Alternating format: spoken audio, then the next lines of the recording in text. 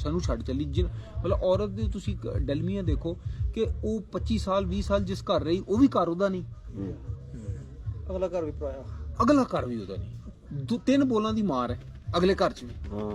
ਅੱਛਾ ਅਗਲੇ ਘਰ 'ਚ ਜਦੋਂ ਵਾਪਸ ਆਉਣਾ ਉਹਨੇ ਫਿਰ ਉਹਦਾ ਪਿਛਲਾ ਵੀ ਘਰ ਨਹੀਂ। ਇਹ ਤੇ ਅੱਲਾ ਨੇ ਉਹਨੂੰ ਹੌਸਲਾ ਦਿੱਤਾ, ਯਾਨੀ ਜਿਸ ਘਰ ਦੀਆਂ ਸਫਾਈਆਂ ਕਰਦੀ ਰਹੀ, ਜਿਸ ਘਰ ਦੀਆਂ ਉਹ ਸਫੇਦੀਆਂ ਕਰਵਾਉਂਦੀ ਰਹੀ, ਜਿਸ ਘਰ ਦੇ ਉਹ ਪੂਰਾ ਨਿਜ਼ਾਮ ਉਹਦੇ ਹੱਥ ਸੀ। ਇੱਕ ਦਿਨ ਤੁਸੀਂ ਉਹਨੂੰ ਕਹਿੰਦੇ ਚੱਲ ਵੀ ਧੀਏ ਹੁਣ ਤੂੰ ਇਸ ਘਰੋਂ ਫਾਰਗ। ਅੱਛਾ ਔਰ ਉਸ ਤੋਂ ਬਾਅਦ ਤੁਸੀਂ ਧੀ ਨੂੰ ਕੀ ਕਹਿੰਦੇ, ਹੁਣ ਬੇਟਾ ਤੂੰ ਘਰ ਵੱਲ ਨਹੀਂ ਵੇਖਣਾ। ਓਏ ਹੋਏ ਹੋਏ ਹੋਏ, ਤੁਸੀਂ ਹੁਣ ਬੇਟੀ ਨੂੰ ਕੀ ਦਿੰਦੇ ਹੋ, ਘਰ ਵੱਲ, ਹੁਣ ਪਿੱਛੇ ਨੂੰ ਨਾ ਵੇਖੀ, ਪਿੱਛੇ ਨਾ ਵੇਖੀ।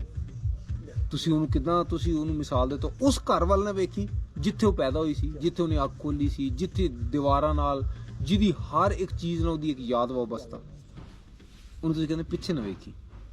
ਅੱਛਾ ਜੀ, ਉਹ ਇੰਨਾ ਕੁਛ ਪਿੱਛੇ ਛੱਡ ਕੇ ਤੁਹਾਡੇ ਘਰ ਆਈ, ਔਰ ਉੱਥੇ ਵੀ 3 ਬੋਲਾਂ ਦੀ, ਉੱਥੇ ਵੀ ਉਹਦੀ ਟੋਟਰ ਵਿਚਾਰੀ ਦੀ ਟੋਟਰ ਕੀ 3 ਬੋਲ, ਲੇਕਿਨ ਉਹਦੇ ਬਾਵਜੂਦ ਉਹ ਕਿੱਡੇ ਦਿਲ ਨਾਲ ਤੁਹਾਡਾ ਘਰ ਸਜਾਉਂਦੀ।